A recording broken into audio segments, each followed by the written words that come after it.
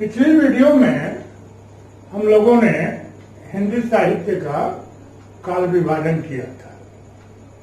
आप सभी को याद होगा, हमने बताया था आप लोगों को कि कक्षा 11 के सिलेबस में प्रथम 3 काल हैं।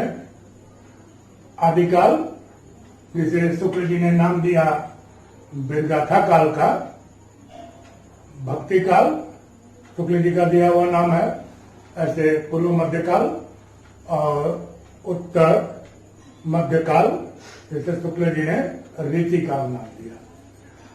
आज हम लोग उसमें और एक बात आपको बताना चाहेंगे कि आदिकाल में भी बहुत विस्तार में आप लोगों को नहीं पढ़ना है।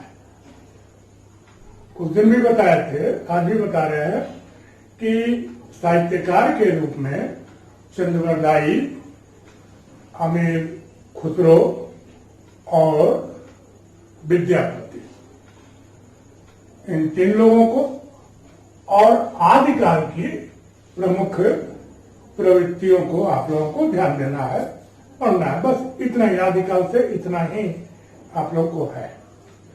तो हम यहाँ पर आदिकाल की प्रमुख प्रवृत्तियां, इसे आप लोग अपनी कॉपी में उतार लेंगे। इसको बहुत ही संक्षेप करके हमने कोशिश किया है आपको देने का, ठीक है ना। लेकिन बात यह आती है कि प्रवृत्तियों की बात तो हम लोग करें, लेकिन आदिकाल क्या है उसके विषय में ही न जाने ठीक से, तो हल्का फुल्का, बहुत विस्तार में नहीं, लेकिन उसको जानना आवश्यक है। उस समय क्या परिस्थितियां थी, कैसी स्थितियां थी, है ना, और जिस कारण से ये प्रवृत्तियां उस समय के साहित्य की हम लोग के समक्ष उपस्थित होती है। तो किसी भी काल को या समय को जानने के लिए हम लोगों को अगर उस समय की परिस्थितियों को अगर देखा जाए तो करीब करीब आकलन हम कर सकते हैं कि उस समय के स्थिति क्या रही होगी। अब उसको देखने में, परिस्थितियों को देखने में हम लोग मुख्य रूप से राजनैतिक, धार्मिक, सामाजिक, सांस्कृतिक और साहित्यिक परिस्थितियों पर एक दो लाइन हल्का में, जिससे कुछ स्पष्टीकरण हो जाए, इसको हम लोग देखते हैं। तो सर्वप्रथम आता है राजनीतिक परिस्थिति। थोड़ा सा हम लोग अगर देखें उस समय, तो हर्षवर्धन जो आखिरी राजा था, उसका जब अंत होता है तो धीरे धीरे क्या हुआ कि जो हिंदू साम्राज्य जो था, भारतीय साम्राज्य जो था, उसका जो है क्षय विघटित हो गया। बहुत सारे छोटे छोटे रियासतों में, राज्यों में जो है बदल गया भारतीय जो राज्य थे, ठीक है ना। और हर्षवर्धन के ही समय में उधर से मुगलों का, यवनों का आक्रमण सिंध प्रांत पर हो चुका था। ऐसी बात नहीं है कि बाद में हुआ।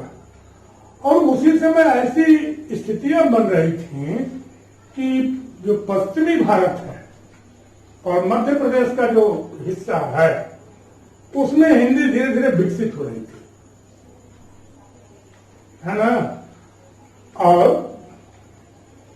उन्हीं पर जो है आक्रमण हुआ मुगलों का, तो प्रभाव पड़ना लाजिमी है।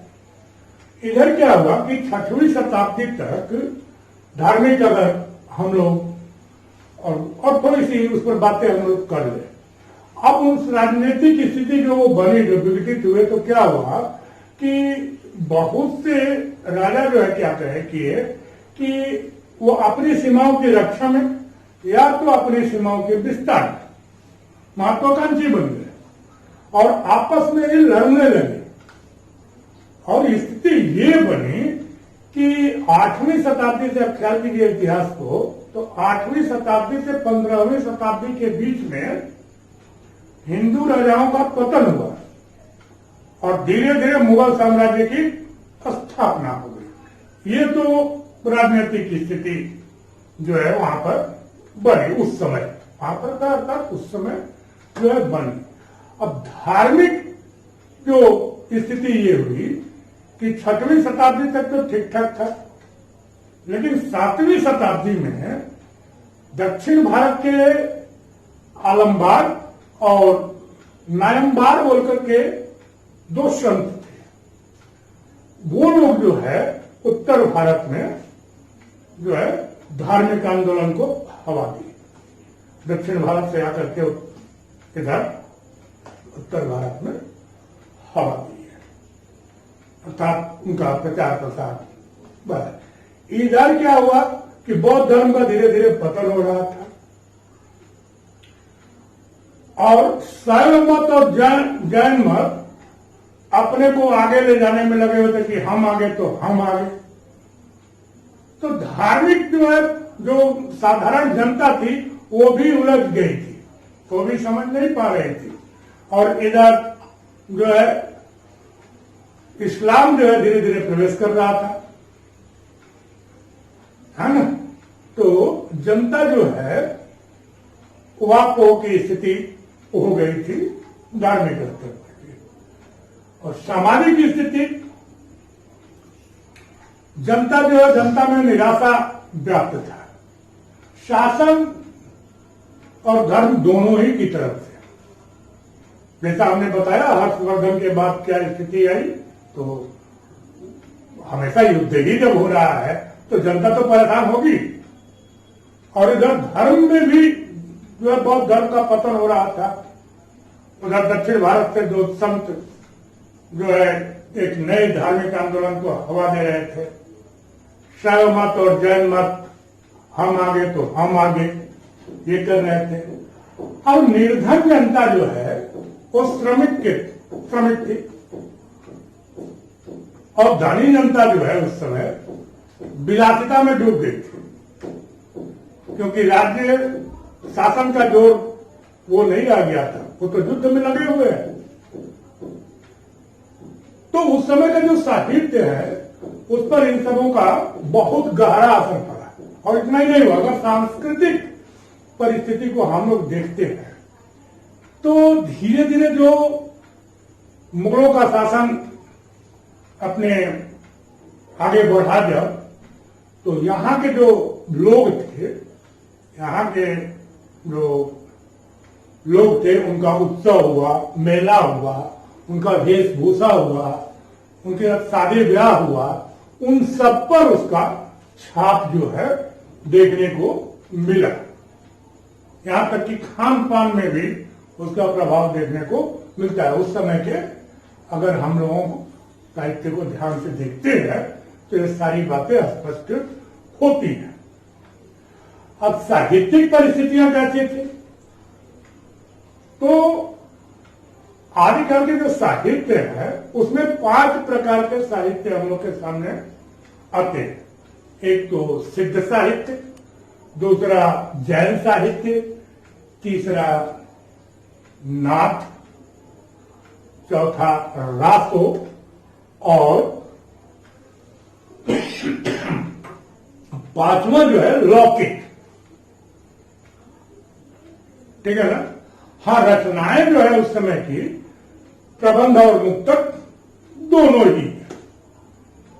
तो ये तो बहुत ही संक्षेप में, इसको अगर इस पर बातें की जाए तो बहुत सारी बातें हैं बात करने के लिए, ठीक है ना। लेकिन आप लोगों को मुख्य रूप से प्रवृत्तियों को पूछेगा, है ना, और प्रवृत्तियां और विशेषताएं करीब अभी इसको हम एक्सप्लेन करेंगे तो आप समझेंगे बहुत सारी बातें। ये तो हम आपके लिखने के लिए कि ताकि आप इसको उतार लें, यही आपका मेन क्वेश्चन है और ये उसकी मुख्य बातें हैं, ठीक है ना। अभी हम इसको क्रम से जो है आप लोगों के सामने रखेंगे। आइए अब हम लोग बढ़ते हैं इधर आदिकाल की प्रमुख प्रवृत्तियां। हमने जैसा बताया आपको कि शुक्ल जी, हम लोग शुक्ल जी का ही बंटवारा किए काल का, उसी को देखे पिछले वीडियो में। शुक्ल जी ने इस काल को वीरगाथा काल कहा। क्यों कहा? बात आती है कि आखिर कहा क्यों? तो उस समय के जो साहित्य हैं उसमें जो है वीर गाथाओं, वहां उस समय के साहित्यकार जो है या उस समय के साहित्य को जब हम देखते हैं तो वीर गाथाओं से भरे पड़े थे। तो रीजन हमने बताया कि उस समय राजनीतिक परिस्थिति क्या थी। हर्षवर्धन का समय समाप्त और उसके बाद जो है ना, अखंड जो भारत था या विशाल जो राज्य था उसका टुकड़ा हुआ, धीरे धीरे आपस में लड़ने बढ़ने लगे, है ना। तो इसलिए जो है उस समय के साहित्यकार वीरव्रत से अत्यधिक प्रभावित हुए थे। आइए इसको हम लोग उधर चर्चा न करके इसको देखें तो वीडियो बहुत बड़ी हो जाएगी, तो फिर वो भी एक हमारे लिए, क्योंकि मेरे पास साधन के नाम पर एक फोन है, इस फोन से हम जो कर लें, और आप लोग का भी कहना है कि 25 मिनट से 30 मिनट से अधिक की वीडियो न। तो आइए, पहला हमने बिंदु दिया है बौद्ध सिद्धों की रचनाओं में एक और गुह्य साधनाओं की चर्चा है। गुह्य साधना, गुप्त विद्या, गुप्त साधना, है ना। तो बौद्धों और सिद्धों की जो रचनाएं मिलती हैं उस समय, हमने आपको बताया अभी कि उस समय 5 प्रकार की रचनाएं मिली। उस समय का जब हम इतिहास देखते हैं साहित्य का, तो 5 प्रकार की रचनाएं हैं। बौद्ध साहित्य, सिद्ध साहित्य, है ना, जैन साहित्य, बौद्ध सिद्ध साहित्य, जैन साहित्य, नाथ साहित्य, जिसके प्रणेता जो है गोरखनाथ जी हैं, है ना, और रासो साहित्य एवं लौकिक साहित्य। याद रखिएगा, सिद्ध, जैन, नाथ, रासो एवं लौकिक साहित्य, है ना। एक MCQ पूछता है कि उस समय की रचनाएं कैसी थी, तो मुक्तक और प्रबंध दोनों ही प्रकार की रचनाएं उस समय मिलती। तो बौद्ध सिद्धों की रचनाओं में एक और गुह्य साधनाओं, गुह्य अर्थात गुप्त विद्या, गुप्त साधना की चर्चा है। दूसरी ओर वर्णाश्रम व्यवस्था की का तीव्र विरोध है। वर्णाश्रम व्यवस्था, वर्ण जानते 4 हैं, ब्राह्मण, क्षत्रिय, वैश्य और शूद्र, ठीक है ना। तो इसका उन्होंने विरोध किया। ऐसे भी आपके सिलेबस में है, आर्यवर्णा की शांत कथा, गौतम बुद्ध ने उसमें जो है सभी के लिए अपना आश्रम का दरवाजा खोल दिया था, दिया हुआ वीडियो आप पढ़ेंगे, है ना। तो वर्णाश्रम व्यवस्था का तीव्र विरोध। दूसरा है जैनाचार्यों की रचनाओं में जीवन की विभिन्न परिस्थितियों के बड़े ही सरस अर्थात आनंददायी वर्णन, नैतिक आदर्शों का प्रचार और प्रसार। हमने बताया आपको कि शैव और जैन मतावलंबी ये दोनों आपस में जो है क्या कर रहे थे, प्रतिस्पर्धा कर रहे थे कि हम आगे तो हम आगे, दोनों निकलने के लिए उस समय, ठीक है ना, प्रचार प्रसार है। तीसरा है नाथ संप्रदाय के साधकों की रचनाओं में हठ योग, है ना। गोरखनाथ नाथ संप्रदाय के प्रवर्तक कौन थे? गुरु गोरखनाथ, है ना। तो हठ योग की साधना पद्धति का दर्शन है। तो उनका जो साधना पद्धति है उसमें हठ योग को प्रधानता है, ठीक है। तीव्र वैराग्य की भावना जगाई गई है और वर्ण जाति के बंधन से ऊपर उठने का आग्रह है। नाथ संप्रदाय में भी गोरखनाथ जी ने भी क्या किया, वर्ण और जाति के बंधन से मानव समाज को ऊपर उठने का उपदेश दिया, है ना, अर्थात उसको खारिज किया। अब यहां पर ये चौथा है रासो साहित्य में आश्रयदाताओं को के युद्धोत्साह, खेल क्रीड़ा आदि के बड़े सरस वर्णन है। रासो साहित्य, जितने हमारे रासो साहित्य हैं, परमाल रासो, विजयमल रासो, पृथ्वीराज रासो, खुमान रासो, है ना, इसमें क्या है कि क्योंकि उस समय आश्रयदाता राज्याश्रित साहित्यकार होते थे। साहित्यकार जो है राज दरबारों में रहा करते थे, तो वो क्या करते थे कि अपने राजाओं के युद्धों का, उनकी रचनाओं में अपने राजाओं के युद्धों की का वर्णन एवं उनके विलासिता का वर्णन, है ना, दिया हमने सभी खेल क्रीड़ा आदि के। तो यहां तक ही नहीं, वो उनके साथ साथ युद्ध के मैदान में भी जाते थे और वहां पर भी अपनी रचनाओं के माध्यम से क्या करते थे, अपने आश्रयदाता राजा का उत्साह बढ़ाते थे। तो राष्ट्र साहित्य में आश्रयदाताओं के युद्धोत्साह, खेल क्रीड़ा आदि के बड़े सरस वर्णन हैं।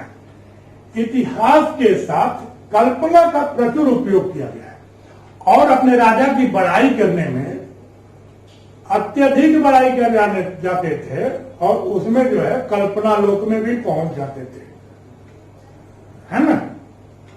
जो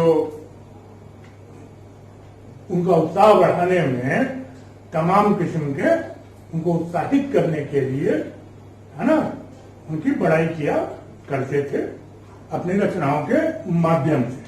तो उसमें तमाम कल्पना भी है। वीर रस और श्रृंगार रस का प्राधान्य है, सीधी सी बात है। जब अपने आश्रयदाता राजाओं के युद्धों का वर्णन किए हैं तो वीर रस से भरा पड़ा है एकदम, और जब उनकी विलासिता का वर्णन कर रहे हैं तो वो साहित्य श्रृंगार रस से भरा हुआ है, श्रृंगारिक है। तो वीर रस और श्रृंगार रस का प्राधान्य है और प्रसंगानुसार, और जब जहां जैसा आया प्रसंगानुसार, कहीं परुष और कहीं कोमल काम, परुष अर्थात कठोर कड़वा, है ना, कोमल काम शब्दावली का प्रयोग है और उनके शब्द जो है कहीं अत्यधिक परुष हो जाते हैं, कठोर हो जाते हैं, कड़े हो जाते हैं, और कहीं अत्यधिक जो है क्या हो जाते हैं, कोमल काम हो जाते हैं, नर्म हो जाते हैं। ठीक है। आइए, पांचवा है लौकिक साहित्य में श्रृंगार। वीर और नीतिपरक भावनाओं की अभिव्यक्ति मिली है। जो लौकिक साहित्य है ना, उसमें श्रृंगार, वीर और नीतिपरक उपदेशात्मक भावनाओं की अभिव्यक्ति मिली है। खुसरो की पहेलियों में व्यंग्य विनोद की अभिव्यंजना है। अमीर खुसरो, जिनका नाम अब्दुल हसन था, वो आपको पढ़ने हैं, ठीक है ना।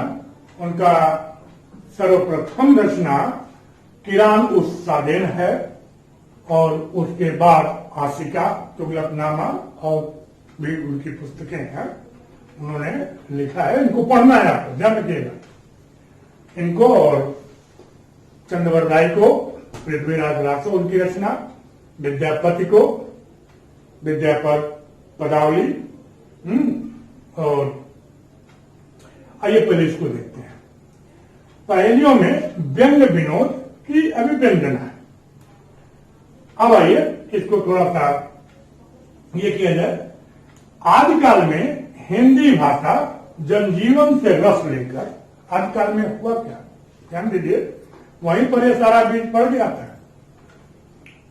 भले ही भाषा अभी अपनी उन्नत अवस्था में नहीं थी, लेकिन ये आज की जो रचनाएं हैं, या भक्ति काल में जो हुआ, श्रृंगार काल में या रीति काल में जिसको कहते हैं, जो हुआ उसका बीज आदिकाल में पड़ गया था। आदिकाल में हिंदी भाषा जनजीवन से रस लेकर आगे बढ़ी है। उसने अपनी अनेक बोलियों को एक रूपता की ओर बढ़ाकर एक सूत्र में बांधा। जीवन की विविध पक्षों का उसके काव्य में चित्रण हुआ है। ठीक है ना। उस समय के जो काव्य हैं उसमें जीवन के विविध पक्षों का चित्रण है।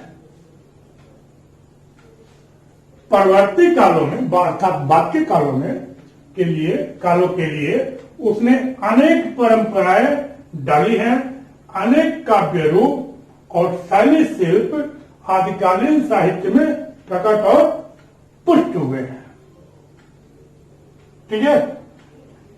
अतः आदिकाल को हिंदी साहित्य का समृद्ध काल कहा जा सकता है ना। कुल मिलाकर के हम लोग आदिकाल को हिंदी साहित्य का एक समृद्ध काल कहा जाता। हमने बताया ना कि सारे बीज वही पड़ चुके थे, है ना। वही जो है पुष्पित और पल्लवित हुए हैं भक्ति काल, रीति काल और आज यहां पर। ठीक है। तो आज जो है ये आप लोगों का ये फिर आपको याद दिलाए इन प्रवृत्तियां और चंद्रवरदाई जिनका रचना आपको पृथ्वीराज रासो और विद्यापति जिनकी रचना विद्यापति पदावली, कृत पताका, कृतलता और अमीर खुसरो उनकी प्रथम रचना किरान उस्सादेन, आसिका, तुगलकनामा आदि हैं। इनको हम लोग को पढ़ना है। अब इन पर एक वीडियो बना करके हम सोच रहे हैं, देखते हैं अगर एक ही साथ एक ही में हो जाएगा तो ठीक है, कोशिश करेंगे कि ऐसे ही बनाए। नहीं होगा तो ऑडियो में हो जाएगा तो ऑडियो में, और नहीं तो अलग अलग करके फिर आप लोगों को मैं दूंगा। आदिकाल में आपको इतना ही पढ़ना है परीक्षा की दृष्टि से। आदिकाल तो है बहुत बड़ा, बहुत कुछ पढ़ना चाहें तो, लेकिन परीक्षा की दृष्टि से 11 क्लास में आपको इतना ही आदिकाल से पढ़ना है। तो आज के लिए बस इतना ही। आप सभी को बहुत बहुत धन्यवाद।